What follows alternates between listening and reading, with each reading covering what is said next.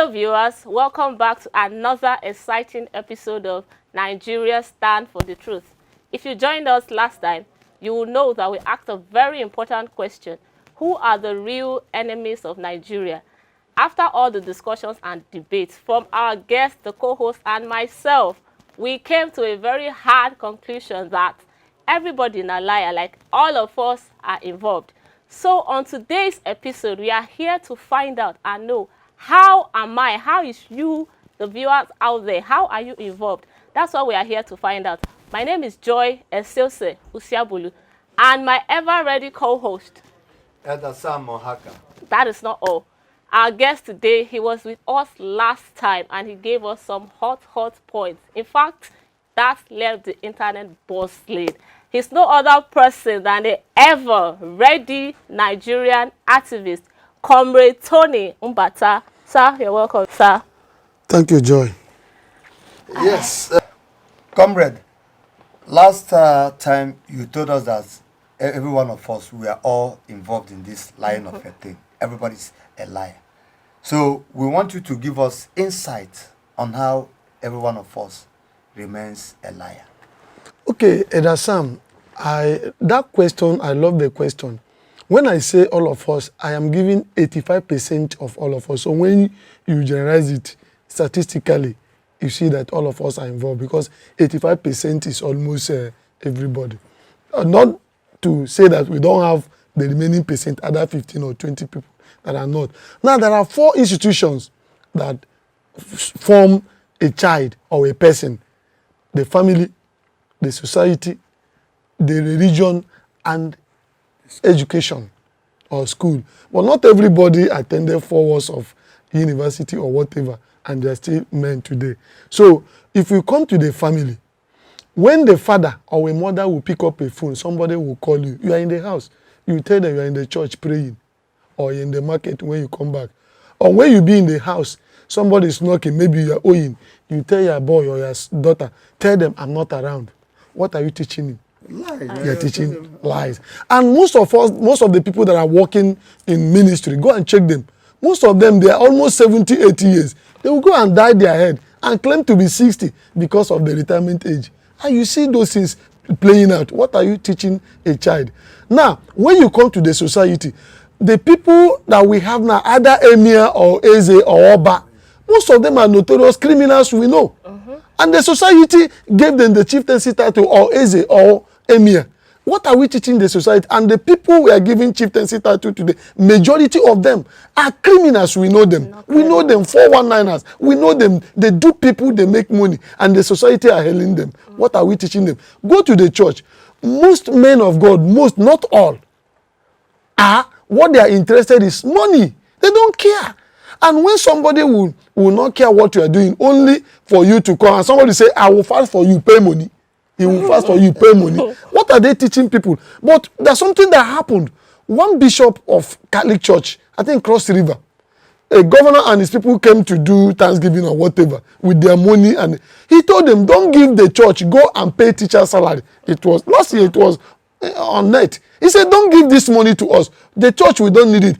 If every man of God, but I don't only call them God of men, because most of them are not called. They believe that they are called. They call themselves. So when you look at all these things, you see that the society is garbage in and garbage out. So when you start from the family, the society, and peradventure you see yourself at the helm of affairs, either the president, will you change? You will not change. Okay, you are very correct. Now, if a child can pass his or her WAEC through Miracle Center, and he gets to the university, and the same way he passed the WAEC, The same way. is the same way he or she will, pass the university. It's sort out, they call it sorting out. And then getting to the ministry or to any top position. That's the same thing. It means it will be continuity of the same thing. Almost 85% of us. Look at it. Also, I wanted to point out a part you mentioned, the religion, the church, to be specific.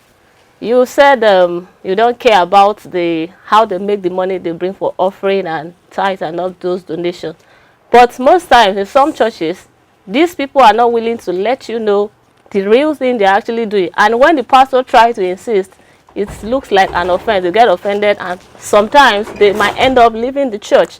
Sometimes I think that it's not actually the fault of these religious people. They're just trying to keep spaces. Or what do you have to say about that? No. Joy, I disagree. I sharply disagree with you. The religious leaders has their own fault. Because when the money has been the god of men, church has become a business center, an enterprise. See, they know, they have information. Most of these people have information. But because most of them are not genuinely called, I call them God of men. God of men, because they are not genuinely called, so they can do anything to make money. A so-called pastor or man of God will collect money for you to fast for you. Is it not when he can't even ask you how are you making money or how money will come? Yes. So we are involved. Let me even add up to this now. Now, no one that will say he or she does not know who is who. Like a chairman of a local government now, during the election or in a comes to you with huge sum of money, and you know that his salary cannot, even if he saves for 6 months, cannot worth that money he's bringing as tithe or offering.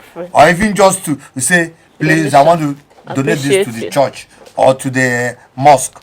I want to, and you actually know that his salary or her salary is not up to that, and you collect either imam or pastor, they now collect. It means they are not saying oga.